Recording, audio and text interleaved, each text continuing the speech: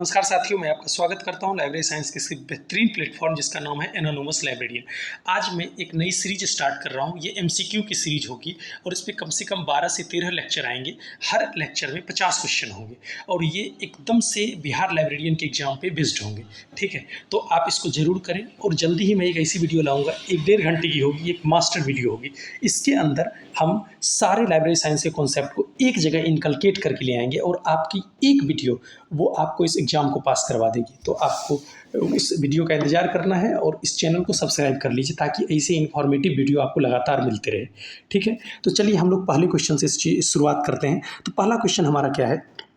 पहला क्वेश्चन हमारा है कि number of working day of national library in India in a year, मतलब एक साल में नेशनल लाइब्रेरी में कितने वर्किंग डे होते हैं। तो इसका आंसर हम सबको पता है, इसका आंसर हो जाएगा 362 डेज, मतलब 362 दिन तक नेशनल लाइब्रेरी में क्या होते हैं, वर्किंग डे होता है। ठीक है ये। अब हम क्वेश्चन नंबर 2 की तरफ चलते हैं। क्वेश्चन नंबर 2 ये कहता है लोटकाज लॉ डील्स विद दी। हम सबको पता है लोटकाज लॉ क्या है। तो ये ऑथर्स कितने साइंटिफिक पेपर प्रोड्यूस करते हैं, उनके अंदर प्रोडक्टिविटी क्या है, इस बात को डील करता है। तो इसका ऑप्शन बी हो जाएगा।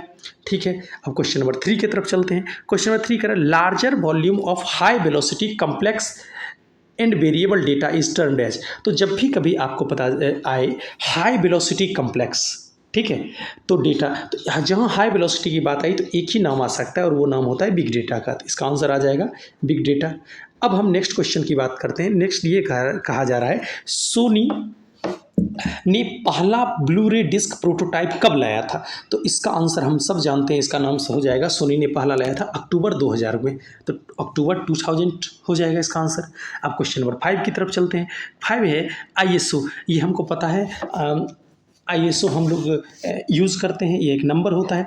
ISO 26324 colon 2012 is standard for, ये किसके लिए स्टैंडर्ड है, तो हम कहेंगे ये डीओआई के लिए है। ठीक है, तो डीओआई के लिए ये स्टैंडर्ड है, ये हमको पता चल गया। अब हम नेक्स्ट क्वेश्चन की तरफ चलते हैं। नेक्स्ट है ISO 2108 standard is related with या रिलेटेड टू। 2108 जो होता है हमको ये पता है ये आईएसबीएन के लिए होता है, मतलब international standard book number ISBN के लिए होता है। तो इसका ऑप्शन क्या हो जाएगा, बी हो जाएगा। ठीक है, हम सब इस सबसे परिचित हैं। ISN number international standard serial number, ISBN international standard book number. ठीक है, और देखिए यहाँ पर एक लिखा है international technical report number, international standard for patent number, लेकिन इसका आंसर हमारा बी वाला होगा, ये हम समझ गए। अब क्वेश्चन नंबर 7 की तरफ आते हैं। क्वेश्चन 13 क्या है, सॉरी 7 क्या है, दी ब्रोनी charging system does not include. आपको पता है चार्जिंग सिस्टम ब्रोनी ने दिया था और भी लोगों ने दिए हैं। तो ब्रोनी के चार्जिंग सिस्टम डज नॉट, उनके अंदर क्या नहीं आता है। तो हमको पता है ब्रोनी ने डेट स्लिप तो के बारे में बात करी है, बुक कार्ड के बारे में बात करी है, रीडर टिकट के बारे में बात करी है, लेकिन ट्रांजैक्शन स्लिप की कोई बात नहीं हुई है। तो इसका आंसर आ जाएगा transaction slip, answer number D हो जाएगा। ठीक है, क्वेश्चन नंबर 8 पे आते हैं। इन सीसी कोलन क्लासिफिकेशन की बात हो रही है। In CC 1 is used for unity god world first in evolution etcetera as a, इसको हम लोग क्या बोलते हैं, इसको हम सेमिनल निमोनिक्स बोलते हैं। तो ये हमारा क्या हो जाएगा, सेमिनल निमोनिक्स। ठीक, ये हो जाएगा। अब क्वेश्चन नंबर 9 की तरफ चलते हैं। Identify the mode of formation of subject agriculture of corn.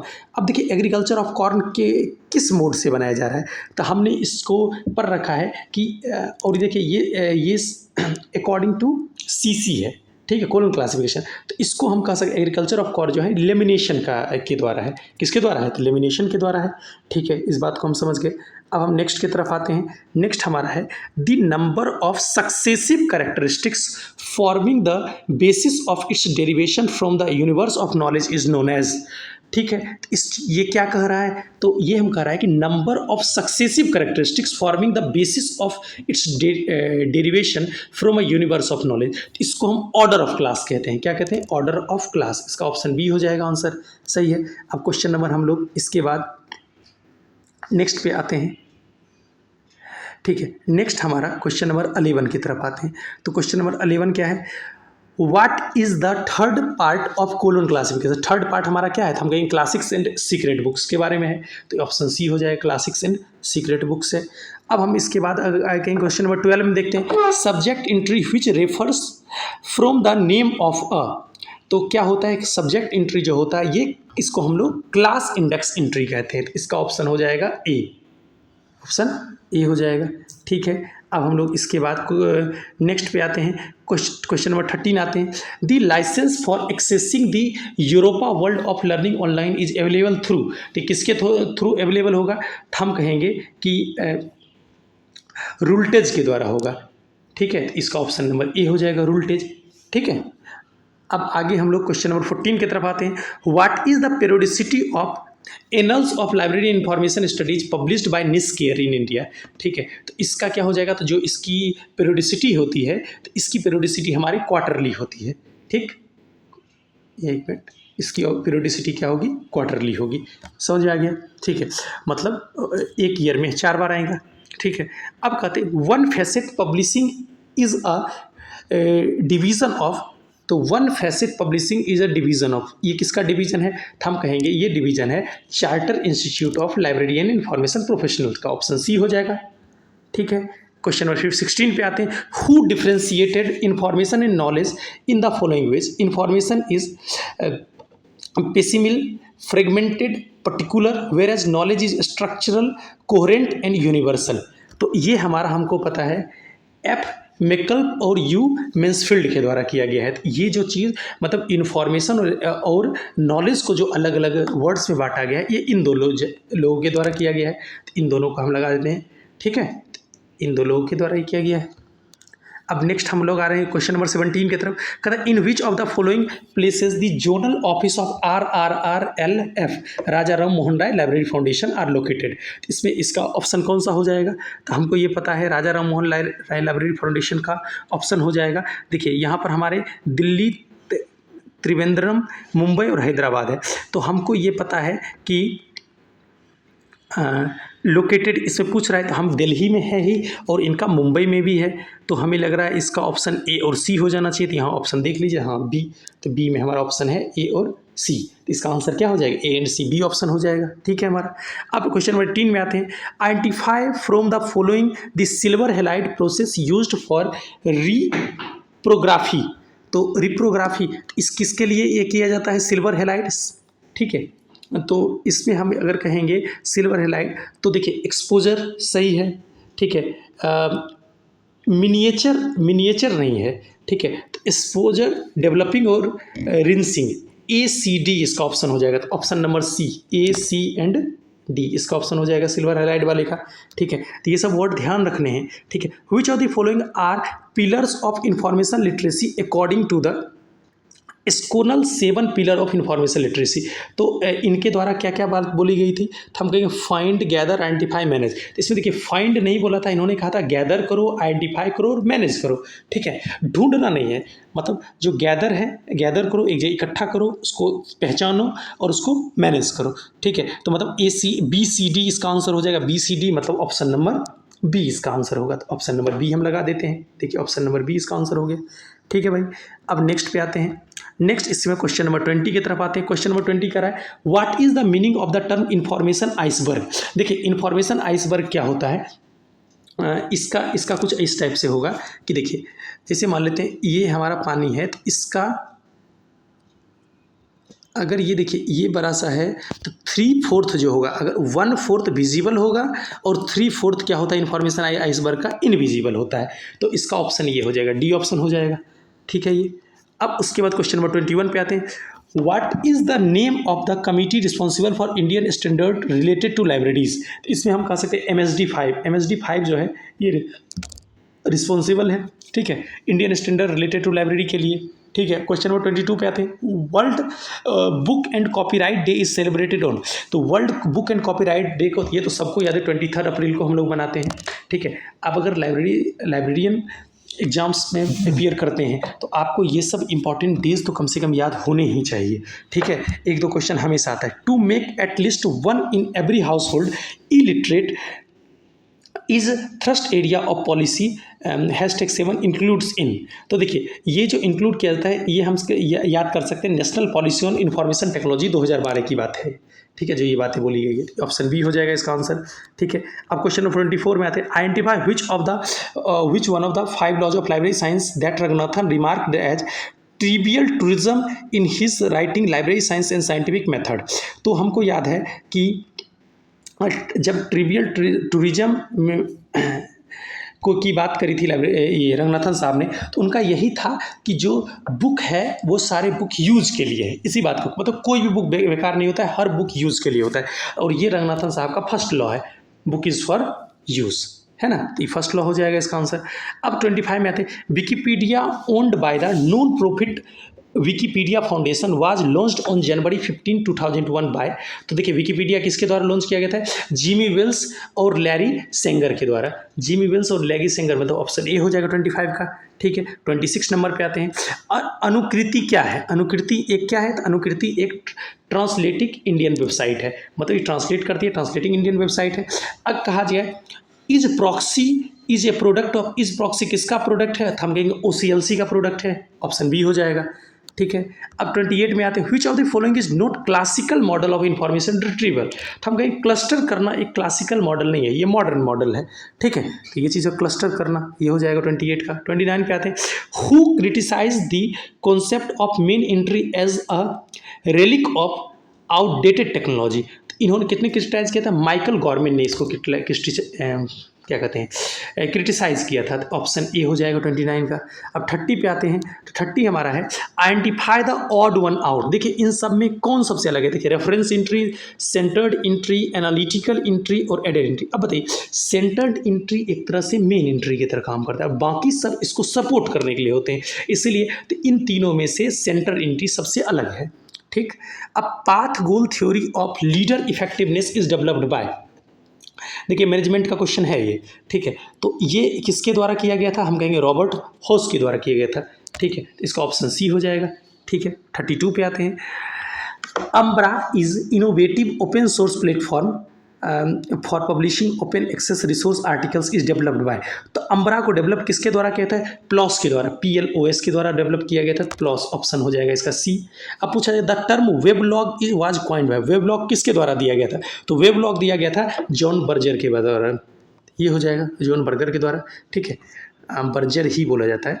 Which of the following is not file hosting service. File hosting service कौन सा इसमें नहीं है? तो हम कहेंगे वन ड्राइव है, ही गूगल ड्राइव है, ही लाइव ड्राइव है, तो एक्सबॉक्स लाइव ये हमारा फाइल ड्राइविंग सिस्टम नहीं है। 34 हो गया। अब 35 की तरफ आते हैं, VU find is the tool use for. VU find किसके द्वारा यूज होता है? Library resource discovery system, C option हो जाएगा इसका। ठीक है, 36 पे आते हैं, which one is the correct binary for 115। अब देखिए 115 के लिए क्या होगा, इसको निकालना पड़ेगा। अब अगर आप इसको निकालना चाहें तो इस टाइप से निकाल सकते हैं इस चीज़ को। देखिए मैं करके आपको बताता हूँ। जैसे देखिए 115 ले लीजिए, इसको पहले 2 से डिवाइड करिए। ठीक, 2 से कितनी बार मिलेगा? 2 5 जा 10, 1 2 7 जा, और यहाँ बच गया 1, तो 1 को यहाँ लिख दीजिए।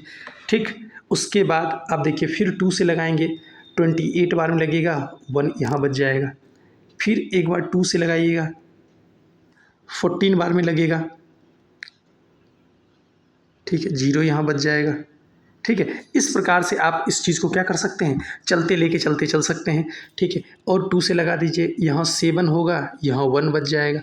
फिर 2 से लगाइएगा, यहाँ 3 होगा, 1 बच जाएगा। फिर इसको 2 से लगा दीजिए एक बार, 1 बार में लगेगा, और यहाँ 1 बच जाएगा, यहाँ 1 बच जाएगा। ठीक, इस प्रकार से आप चीज़ों को कर सकते हैं। ठीक है, ऐसे ही हम अरेंज करके करते हैं। तो अगर हमें 115 का लिया जाएगा, ठीक है, तो 115 के लिए इससे ऑप्शन बन जाएगा हमारा डी वाला। ठीक, तो ये तो आप फाइंड कर सकते हैं। चलिए अब कहते हैं research method based on the consensus opinion of panel of expert in judgement is known as. इसको हम लोग किस नाम से जानते हैं? डेल्फी मेथड के नाम जानते हैं। ठीक है, डेल्फी मेथड के नाम जानते हैं। ठीक है, अगला कहा जाएगा the probability which is not associated with the occurrence of an event is expressed as a number between. तो प्रोबेबिलिटी हमेशा 0 से 1 के बीच में होता है। ठीक है, तो इसलिए इसका ऑप्शन हमेशा क्या हो जाएगा? डी हो जाएगा। 39 पे आते हैं, in India public library development as a movement was initially started from. तो पब्लिक लाइब्रेरी मूवमेंट हमको पता है बड़ौदा से स्टार्ट हुआ था, ऑप्शन सी हो जाएगा। देखिए ये हाईलाइट किया भी है, सी ऑप्शन हो जाएगा। अब अगले क्वेश्चन नंबर 40 में आते हैं, library grows and grows endlessly is. तो हम ये बताएं कि ये तो हमारा 5th लॉ में है। ठीक है, कि लाइब्रेरी लगातार एक बढ़ता हुआ इंस्टीट्यूशन है, उसको हमेशा वो आगे बढ़ना चाहिए, उसमें number of books, number of journals बढ़ते रहना चाहिए। Fifth law of library science हो गया। अब हम कहेंगे कि 41 क्या है, who is the director of public libraries in India according to library legislation of India. तो डायरेक्टर कौन होता है पब्लिक लाइब्रेरी इंडिया का? तो हम कहते हैं chief executive at state level, chief executive at state level, यही क्या हो जाएंगे, ये हमारे एक पब्लिक लाइब्रेरी के हेड होंगे। ठीक। 42 में number of states in India having library legislation. तो अभी प्रेजेंटली हमारे पास कितने हैं, तो देखिए इनमें से कोई नहीं है, 11 ना 16 ना 18, अभी हमारे पास लगभग 24 के आसपास हैं। ठीक, ये ऑप्शन डी हो, एग्जैक्ट नहीं बता रहा हूँ, बस 24 के आसपास हैं। ठीक है, मतलब ये दोनों ऑप्शन सही नहीं है, 20 पार है। ठीक है, India's first library legislation after independence was enacted bye, हम सबसे पहले लाइब्रेरी लेजिस्लेशन किसने बनाया था? तमिलनाडु ने। ठीक है, अब अगला कर सकते हैं, in India book week is celebrated in the month of, तो नवंबर में बनाया जाता है बुक वीक। ठीक, in India library science education started at, तो सबसे पहले हम लोग ने देखा है कि बड़ोदरा में स्टार्ट किया था, 1911 में पहला सर्टिफिकेट कोर्स यहीं शुरू किया गया था। ठीक है, अब कहते हैं ALA जो अमेरिकन लाइब्रेरी एसोसिएशन है, has instituted dash for promoting love for book and reading, हम कहेंगे कार्लकॉट मेडल। ठीक है, ये इसका आंसर हो जाएगा सी, कार्लकॉट मेडल। ठीक है, एक प्रकार का मेडल है ये। और अगर 47 है, open access system of a library is specified in, तो हम कहेंगे ओपन एक्सेस की बात करी जाती है, तो ओपन एक्सेस होगा तो हर रीडर को अपना बुक मिल पाएगा। ठीक है, और ये हमारा, ठीक है, और हर बुक को अपना रीडर भी मिल पाएगा, लेकिन ये प्रॉपरली ये थर्ड लॉ के लिए होता है, तो डी ऑप्शन हो गया। ठीक है भाई, अब 48 पे आते हैं, proper organisation of reading material and efficient charging system is the implementation of, हम कहेंगे ये इम्प्लीमेंटेशन है fourth law of library science का। ठीक है, आपको पांचों लॉ लाइब्रेरी साइंस का जरूर याद होना चाहिए, क्वेश्चन बनते ही रहते हैं। 49 first Indian university dash converted the diploma in library science to bachelor degree was, तो ये हमारा कौन सा यूनिवर्सिटी था? तो अलीगढ़ मुस्लिम यूनिवर्सिटी था। इसका ऑप्शन हो जाएगा सी ऑप्शन हो जाएगा इसका, option number C, Aligarh Muslim university.